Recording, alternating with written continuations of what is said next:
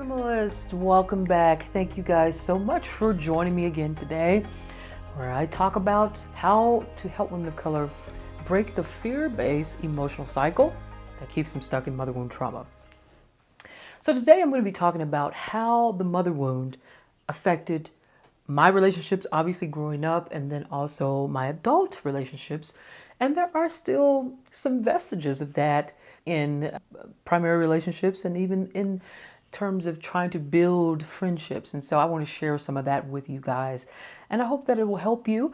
And if it does, if this is your first time, first of all, I want to welcome you here. Thank you for taking the time of your busy day to come and check us out. And I hope you'll stay. And if you're inspired, if this content resonates with you, I want to encourage you to subscribe. Hit that subscribe button, click the notification bell so that you will get the latest videos when I upload new content every single week. All right, so 2022, I've designated as my year of transparency in terms of me opening up about my story, my journey through healing the mother wound, through healing complex trauma, and what really set me on that course. A lot of the women that I work with as a trauma recovery coach, and also as a licensed professional counselor and a certified clinical trauma professional, amongst many other certifications, I work with women who have the mother wound, and often the question is, how did you know that you had a mother wound? Like, how did you figure that out, and what set you on the course to your healing journey? How did you know that it was time to heal, and what made you take that plunge? I thought that I would make this video to just tell the story. That way the story can be out there and you can watch this as many times as you want, and I can refer people to this video. Now, of course, this is not going to be the full story because there's so many aspects to my story and the journey that I've been on. So I'm not going to remember everything in this one video. And even though I've made some notes, this is not something that's fully scripted. And so, because I don't want it to be, I want people to be able to hear my story and be able to relate and not feel like, gosh, this is so like surgical. And I can be that way because I'm a researcher. I'm an academic. I'm a teacher. I like to teach and I like to stick to facts and quote research and those kinds of things. But I realize that, you know, when you're talking to a more public audience, a lot of people don't have that background, nor do they care about that kind of stuff. They care about your story. They care about your journey. They care about how you got through some of this stuff. My relationship with my mother has always been strange in this sense that there was always bad blood, but I never understood why. And even then, I was always like, I never felt that my mom, you know, I have never had the thought that my mom absolutely hates me. Or I never really even felt like that. Although there were times that I was confused because my mother was one of the people she was really unpredictable. And later, of course, I would realize that it was because of her own mental illness. But, you know, on the one hand, my mom would do really cool things sometimes. Like, she'd come sit by me, she'd be like, how are you doing today? And I'd be like, oh, okay. And, you know, my mom loved to chew chewing. She would always chew gum. She loved double mint gum. And so she'd always be chewing every day. I'd always see her chewing gum. It's like there was never not a moment she wasn't chewing gum. And so she would sit by me sometimes and she'd be getting ready to eat her gum. And she'd be like, oh, do you want a piece? And I'd be like, oh, sure. And so my mom would take her stick of gum and she would split it in half and she'd give me half and then she'd go ahead and eat the rest of it. And we just kind of sit there together. I don't know if there were any deep conversations, but I felt a sense of connection to my mom when she did things like that. But then, one day something would set her off and you never know when it would be. And it's almost like she would end my life, with a slap or with a beating. And sometimes these beatings would be sneak attacks where, this one time, I think I've told this story before in a previous video, but there was this one time I was playing with one of my neighborhood friends and my mom came around the corner to the backside of my friend's house. And my friend had been showing me these playing cards. Now, if you know about me and my background, I grew up in a very strict Pentecostal religious household. You couldn't do a lot of things. You couldn't wear pants. You couldn't play cards. You couldn't play dice. You couldn't wear braids. You couldn't get beads. You couldn't wear makeup. You couldn't go to the movies. You couldn't dance. I mean, everything, there was this list of things you couldn't do. I never heard about really the things that you could do. It was just kind of like you watch who's doing whatever around you, and you do what they do, but there was this long list of things you couldn't do. So anyway, playing cards was obviously out of the question. So my mom came around the corner and she saw what she thought was me playing cards, but the girl was I hadn't even touched the cards yet. And so my friend was showing me the playing cards, and my mom was like, "What are you doing?" And I was like, "I'm not doing anything. She just showing me these cards." And the girl was like, "Oh yeah, I'm just showing her these cards or whatever." And my mom was like, "Get in the house." And I was like, uh-oh. I knew immediately. I knew I was going to get a beating, because anytime my mom was mad at me, there was nothing. Like, she wouldn't cool off. She wouldn't do anything. She would just let everything build up. She would just ruminate about it. And then she would beat me. So I knew I was going to get a beating. And what my mom would do a lot of times was she would do it as a sneak attack. She would wait till you forget, and then she would just like pounce on you. Bam! And then she would just go crazy. It would be with the belt most of the time, but there have been times where she did punch me. And she would beat and beat and beat until she got tired. And I'm not trying to drag my sister into this, and my sister can tell her own version of the story if she ever, wants to. But my sister knows, because my sister used to get beat just like I did. And we would always be saying, "Oh God, I'm so tired. Please, Mom, stop. Please stop." And my mom would literally, while she was beating us, she would mock us. She would go, "Oh, I'm so tired. Please stop, Mom. Please stop. I'm so tired." And she would just keep beating us. And so our request for her to stop, I mean, obviously this is a huge boundary violation in addition to being abuse. But those are the things that made me confused about my relationship with my mom. And so after my mom would beat me, she sometimes would do a couple of things. And this is where the confusion continued to thrive. Is that sometimes she would come and she would put her arm around me, and she wouldn't say anything. She'd just put her arm around me. Or sometimes she would try to articulate, like, "I had to do that because you did this, and I told you not to do this." And she'd be trying, but she really didn't have the language, really. And so that would kind of put me at ease, because I was a kid. I'd be like, "Okay, I guess my mom loves me. She just, she had to do it or whatever." Even though I know deep down, I was like, but I didn't do anything wrong. And so there would be that confusion there. Or the other thing that she would do is, after she would beat me, she would say, "Shut up. Shut up right now, or I'll give you something to really cry about." And I'm like, and I'd be over in the corner, because she would beat me so bad. I'd have welts.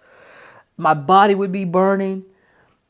And I'd be, how, if you've ever been beaten, you know how a kid, when the parent is done beating them, or whoever beat them, you'd be sitting down and you'd go, and you can't stop. Like, it's a bodily thing. After she would beat me, I would be doing that. And sometimes the response from her would be, "You need to shut up right now. I'm going to really give you something to cry about." It was like it was bothering her that I was even crying after she inflicted such horrific abuse on my body. And so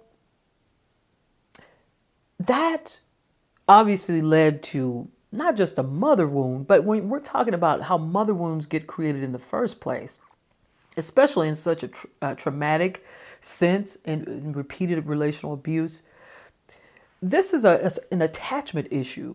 And that's sort of why I start off talking to people, a lot of my women that I deal with who have been through similar experiences, is that this is a traumatic attachment issue, because what it teaches you is how to be in relationships in a particular way. And based on our personalities, I was more prone to develop a fearful avoidant, insecure attachment style with some elements of dismissive avoidance. And so a lot of that comes from my attachment style of fearful avoidant came from the unpredictability of my mother.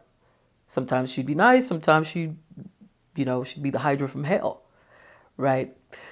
And so when my mom would come and put her arm around me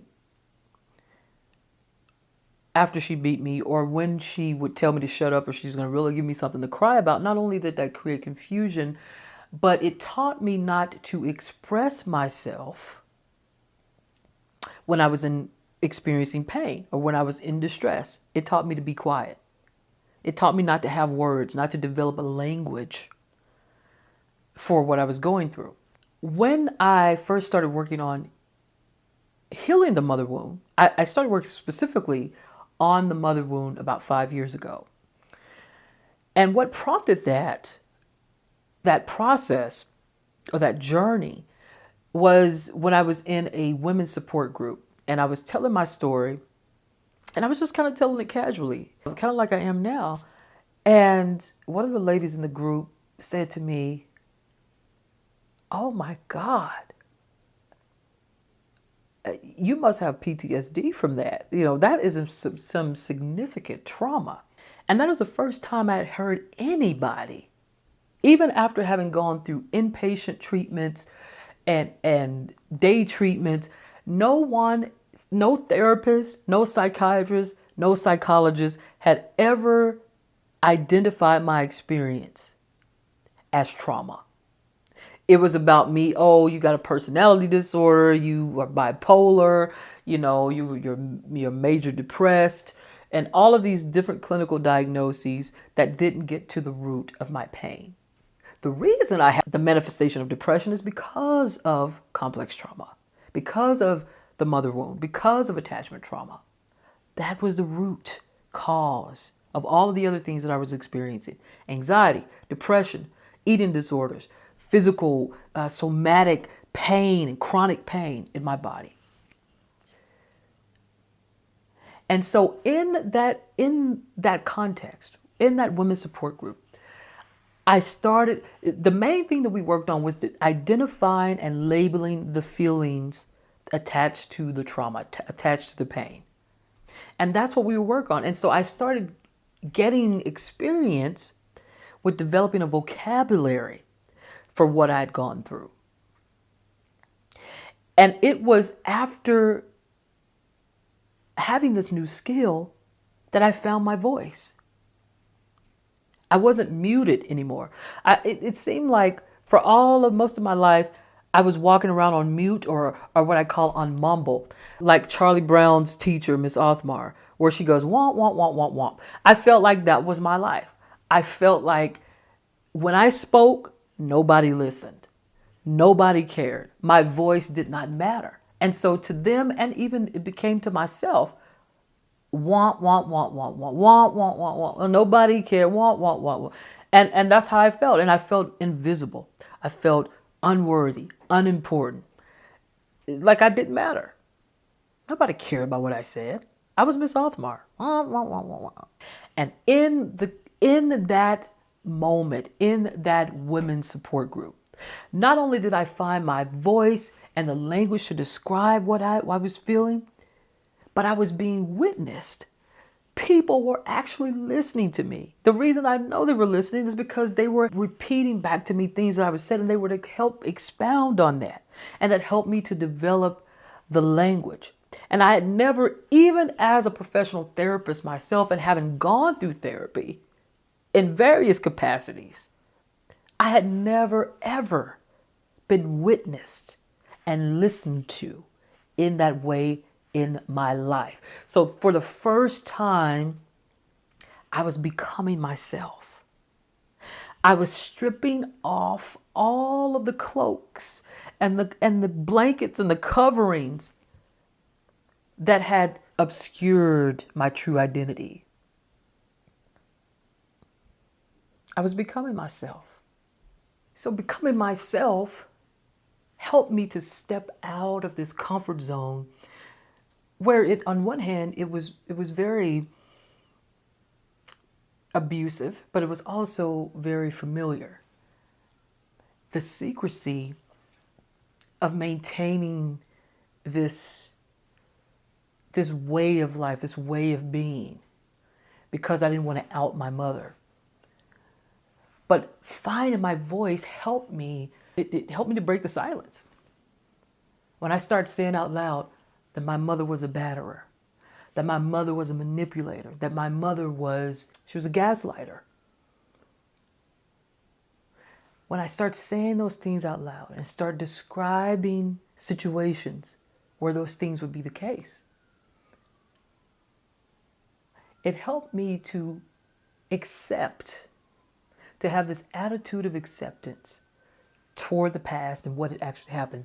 And I was no longer, I don't even know if I was in denial. It was just, the trauma had been repressed. And so I essentially just sort of, in a sense, forgot about it. But after I found my voice, I was able to realize that not only had I endured significant relational trauma, but that I had actually survived it. The mother wound was actually, I believe, if I'm not mistaken, was coined by a white woman. And essentially, it is defined as the lack of the loss of mothering due to the woman's inability to find the space to be able to resolve her own pain because she is busy trying to meet the demands of the patriarchy in terms of performing in the way that they think a woman should perform. And basically, the patriarchy, when they're defining women, they're not necessarily including black and brown women. It's more about European descendant women, how you can be the object of their desire as well as the fulfiller of their needs, desires, and wishes.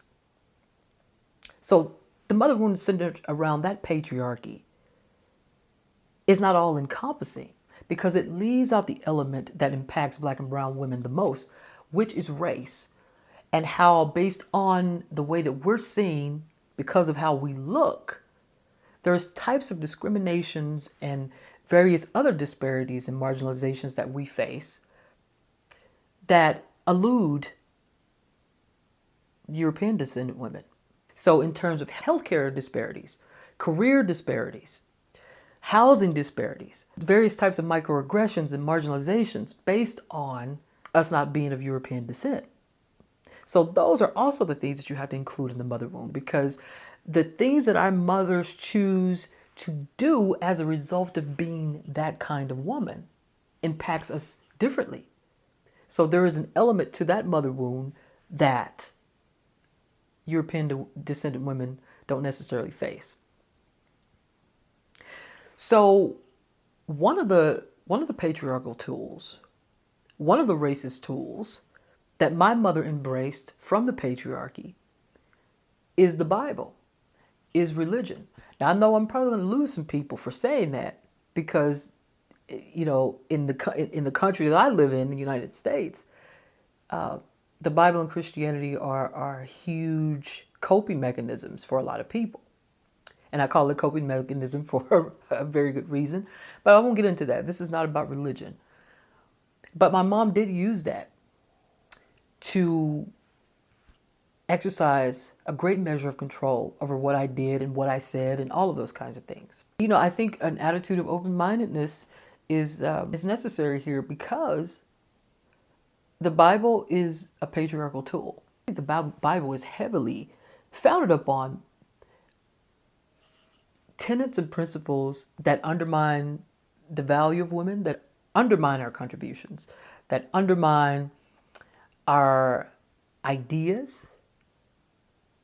My mom embraced this because she believed that she was actually inferior. She's inferior to men and that some races are inferior to other races. And the Bible talks about that throughout the Old and the New Testaments. Jesus even called Samaritans dogs. He was like, why am I even wasting my time? What business do I have with a Samaritan dog? Now, I'm paraphrasing there, but when you find that scripture, you'll see exactly what he's talking about. He is alluding to the fact that I'm better than you, according to culture.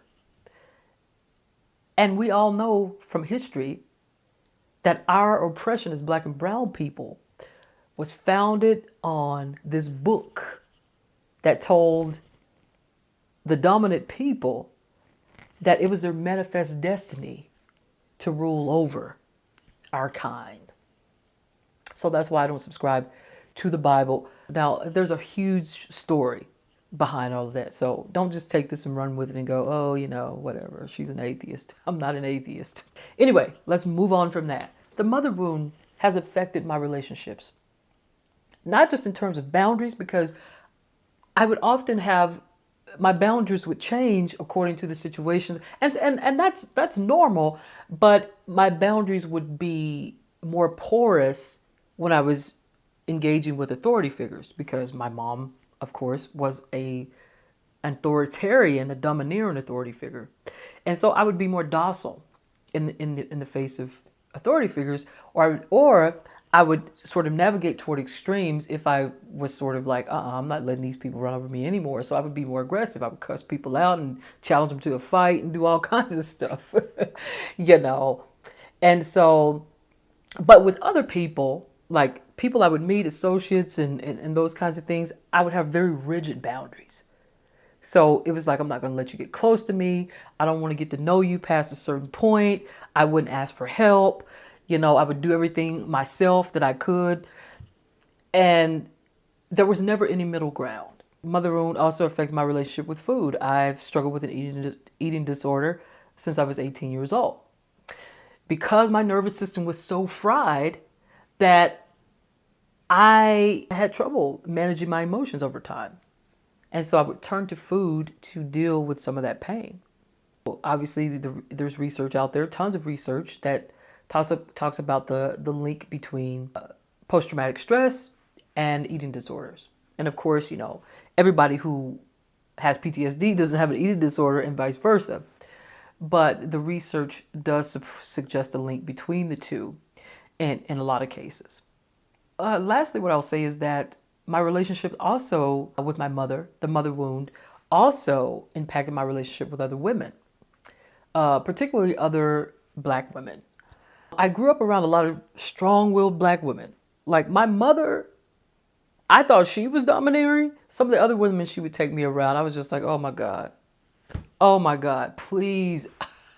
If I grow up to be like this, I don't know. I wouldn't even be mad if people didn't like me, because these women were just crazy strict. I mean, so rigid. I don't know how I guess it was how they had to survive. And like, I was watching it in real time, but I didn't understand it. And nobody, obviously, like I said, people don't talk about stuff. You don't have language around you to describe why people live the way that they live. Then you don't get it. You just think people are just being evil, And so, yeah, it impacted my relationship with women, and, lots of trust issues with women around me, because it's like they judge you so harshly is what I used to think. The way that the women around me would talk behind each other's backs, and they would tell each other's business, and they would cross boundaries. It's like, excuse me, that was personal. You weren't supposed to be telling people that. They were like, what's the big deal? What's your problem? And it's like, okay. So I know what to do with you. That's how much I'll share with you in this video. But that's kind of how the journey began. And, it's really ongoing. I don't think it ever ends, because like I said, there are vestiges of that attachment trauma that still pop up from time to time in my life, and I have to deal with it. But that's really the journey I've been on. And so, guys, let me know what your questions are below. What's been your journey to healing the mother wound? And what difficulties have you had? What successes? What triumphs? I want to know. in the comments below. So let me know. That's it, guys. That's a story for today, and of course I'm going to be coming with more stories in the coming weeks, and so be on the lookout for the new content. If this resonated with you in any way, be sure to subscribe, hit the notification bell so that you will get all the videos when I upload new content. And if you like the video, show some love by liking it, share it with your friends, and of course drop your comments. And I would be glad to respond to your comments and to create this conversation with you around healing the mother wound, breaking that fear-based emotional cycle that maintains the mother wound trauma. Guys, also connect with me on other social media platforms. I'm on Instagram at Fear Minimalist.